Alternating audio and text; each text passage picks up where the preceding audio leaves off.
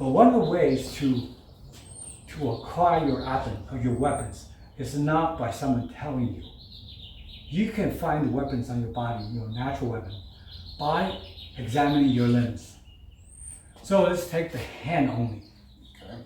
The hand. Yin-Yang, palm side, back side. See? Immediately you have two. So I can use the palm side to strike. I can also use the back side, which is a backhand. This is a slap. See? That's using the palm side or a backhand, back side. You have two weapons now. Just the one hand. Okay, let's examine closely. The hand is not just palm and back. It has fingers. The fingers can be shooting the eyes. From the palm down position, you can only be shooting up from the palm down position. See that? Palm down, palm up. So you can shoot this way. Now you have four weapons. The edge of the hand. Palm up and palm down. 6 weapons. It's just a hand. Mm-hmm. Oh, well, don't forget the palm heel. That's another one. Oh, what about the backside of the heel? Oh, crane. See, people call it crane. Well, because it looks like a crane neck. But don't look at it as a technique. You say, this is just the other side of the heel. So they can attack, I can certainly attack this way. Oh.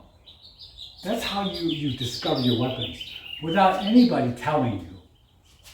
Self-discovery. It can only come from R&D, research and development. Yourself, without anybody telling you. Well, let you fold your hand, now you got Okay, fist. exactly. And you got these back knuckles that come out. Right, so everything changes. Absolutely, that's the exciting part. So I finished experimenting, well, not yet, but just say we're done, okay? That's just from open hand. What if I hold my fist? Oh, I can, no, that even opens up even more new horizons. I can punch this way. I can punch this way. Okay, I can punch this, strike this way. I can strike this way. See, people say that's not, yes, in Chinese martial art, it's a rake. It's called a raking. You know, raking, right? I make folding up your hand, now you got this set of knuckles and this set of knuckles. Yes, okay, the same thing. You can strike, see? Strike, strike, strike, strike. Vertical inverter. Wow, that's a dozen. Just from a hand. We haven't even talked about the elbow, the forearm, the elbow, and the shoulder. It's endless. So you don't need anybody teaching you. You just have to know what kind of striking surface do I possess as a human. Look at your arm, look at your legs, and you discover endless weapons. Just learning how to apply them at that point. Well, if you don't know they exist, you are counting on people to show you, okay, this is the kicking with the ball of the foot. This is kicking with the heel of the foot. This is kicking with the edge of the foot. This is kicking on the inside edge of the foot, outside edge of the foot, inside edge of the foot. Okay, the instep kick. Oh, if I can swing up, I can certainly come down. You just always listening, referring to the big brother.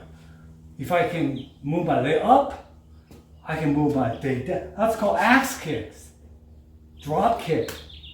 Someone just gave it a name, but you don't need him to tell you that. You can figure it out.